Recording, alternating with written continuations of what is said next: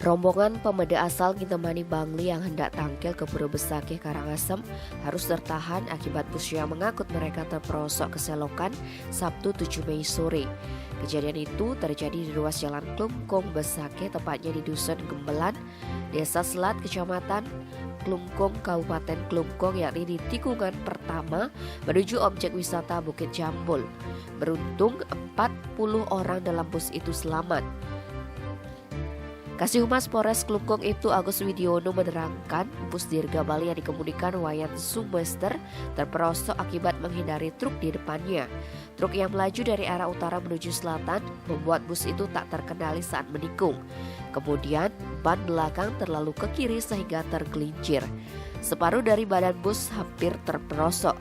Tidak ada korban jiwa dalam peristiwa itu, namun itu diduga menimbulkan kerugian hingga 3 juta rupiah. Tim Bali Express melaporkan.